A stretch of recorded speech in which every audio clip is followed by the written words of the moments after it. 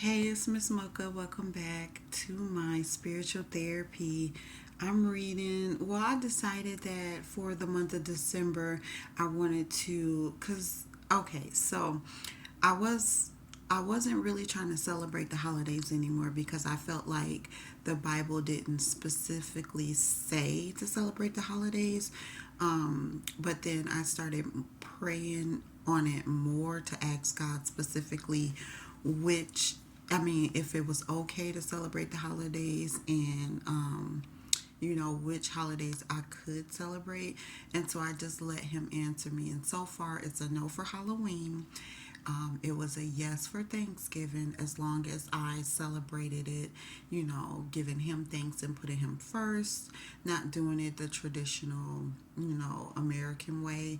I cooked dinner. He allowed me to have dinner to cook for me and my family, my children. And then, that was it. We prayed, we ate, and then I'm asking about Christmas because I started out like I'm not going to celebrate these holidays anymore because I believe that, the world has taken God and Jesus out of it. And so now I want to celebrate just because my kids do, and, I kind of miss it. And so I'm asking God, can I, and what to do if I celebrate. And so for Christmas, I asked him, of course, to, and he allowed me to get a tree,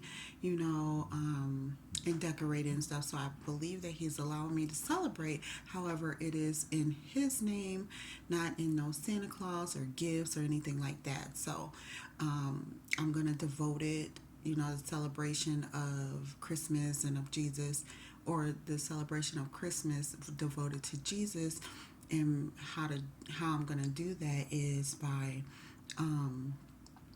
reading Matthew and his birth and his messages while he was here, and so it starts in Matthew. So, with that being said, I have been reading Matthew chapter 10, and it talks about not his birth or anything. I'll do that in a later video, but it talks about the 12 disciples and instructions for service. So, Jesus has sent out his people, his 12 people, to go and heal every disease and sickness in people, and to have power over and cast out unclean spirits, or ungodly spirits. And so this has been drawn to me because I believe that that's what God has sent me to do, and other people that are his disciples now to do. So I believe that is the 144. We are to be teaching, healing, and preaching. Yes. So, like in one of the versions, it said Jesus did teaching, preaching, and healing, and he calls his disciples to do the same type of ministry. So, whoever feels or believes that Jesus has called them to be a disciple, this is what we should be doing: teaching, preaching, and healing, casting out demons, healing the sick, healing diseases, healing everything, healing our minds, our bodies, and our spirits, healing people's minds, bodies, and spirits. And we do that in all kind of ways.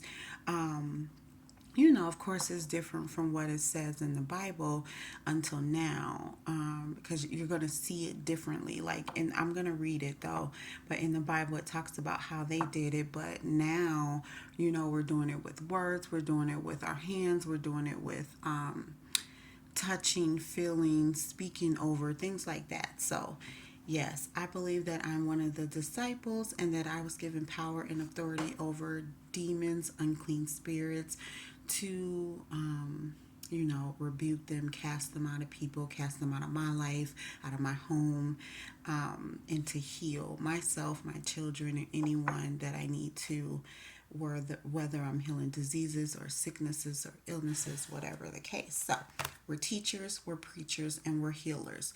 That's the jobs of the disciples.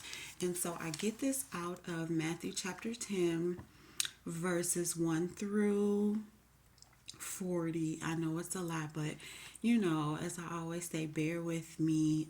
We need this. So I'm not going to read all of it, but I will read, what I think is important. So verse 1 says, Jesus summoned his 12 disciples and gave them authority and power over unclean spirits to cast them out and heal every kind of disease and every kind of sickness.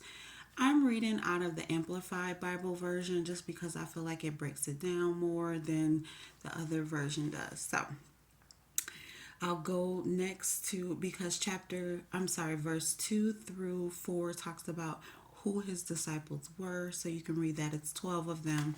And then 5 says, Jesus sent out these 12, instructing them, do not go among the Gentiles and do not go into the city of the Samaritans, but rather go to the lost sheep of the house of Israel.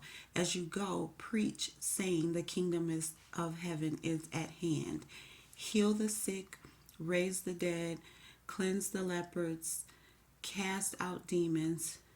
Freely you have received, freely give.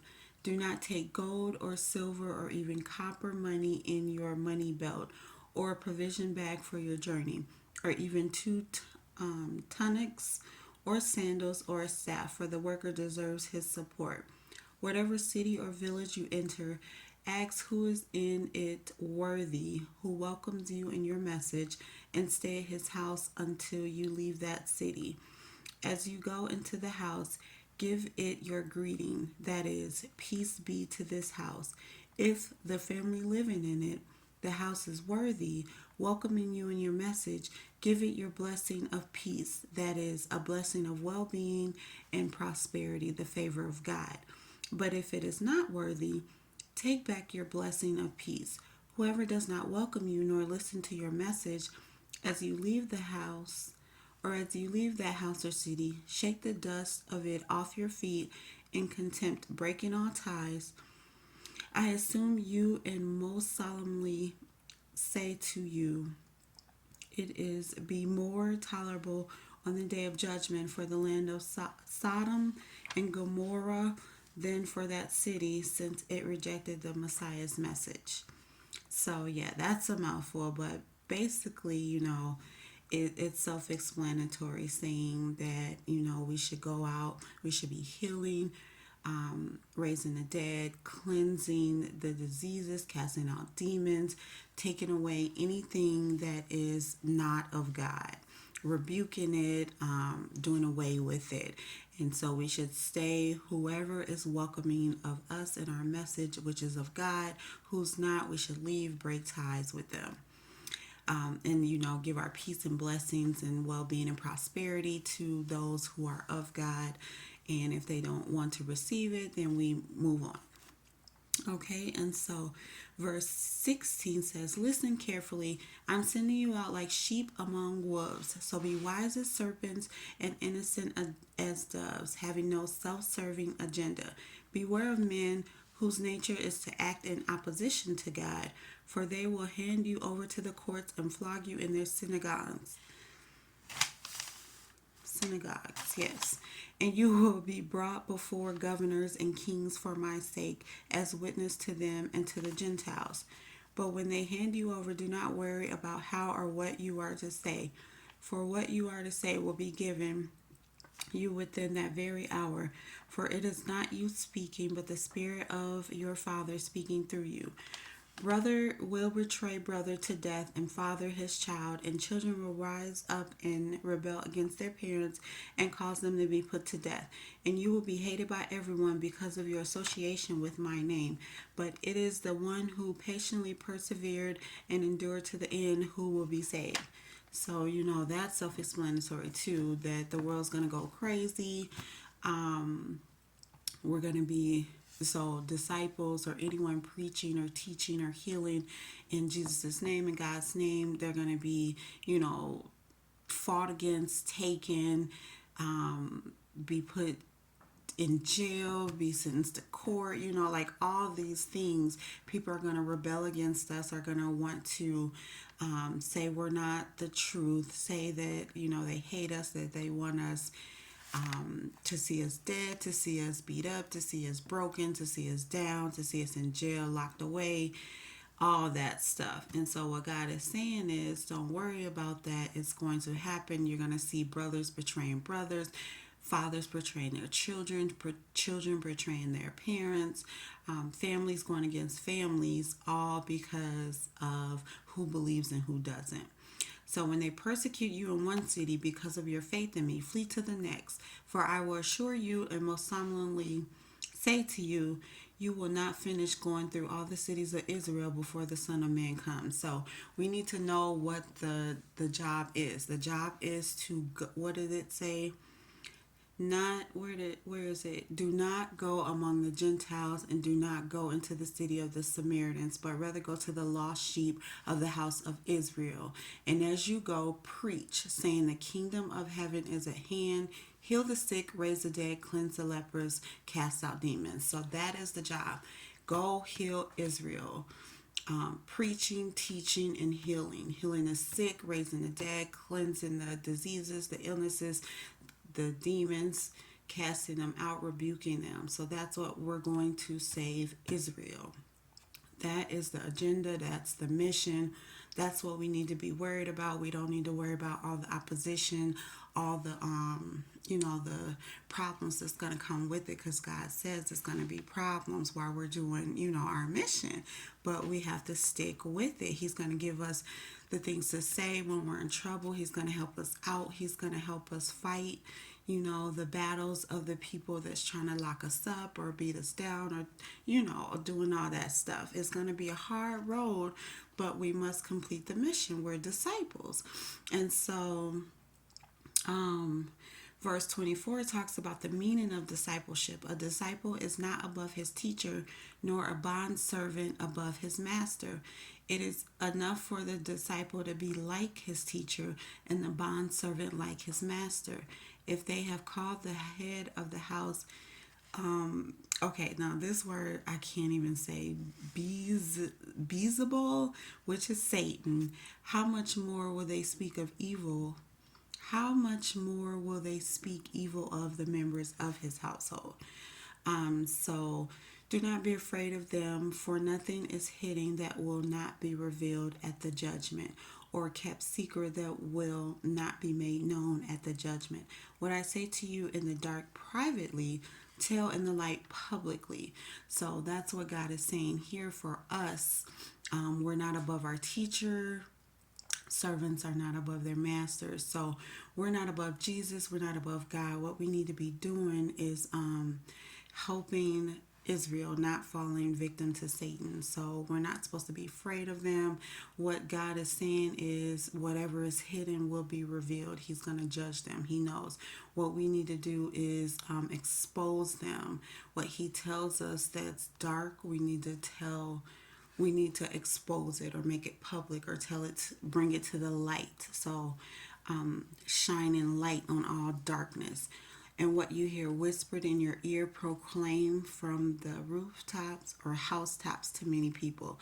So it says in verse 28, do not be afraid of those who kill the body but cannot kill the soul, but rather be afraid of him who can destroy both both soul and body in hell. So don't be afraid of the devils and your enemies, opposition, all that.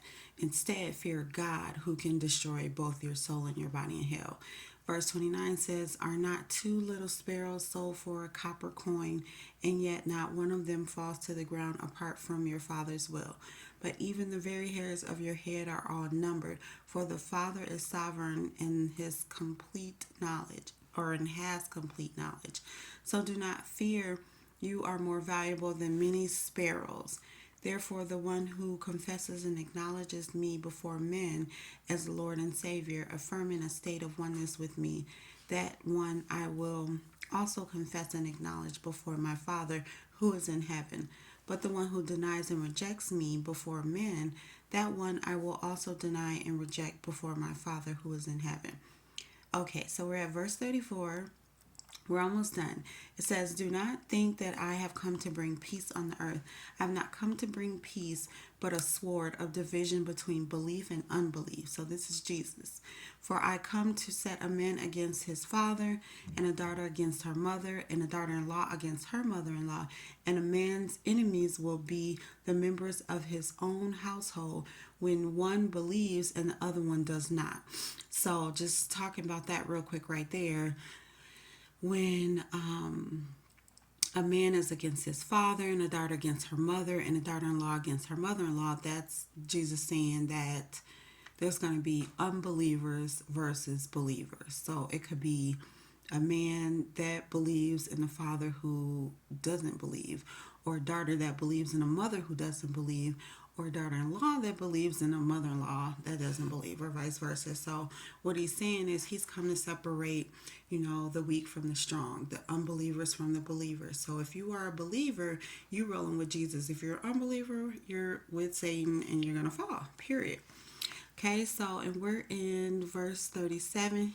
"He who loves father or mother more than me is not worthy of me, and he who loves son or daughter more than me is not worthy of me.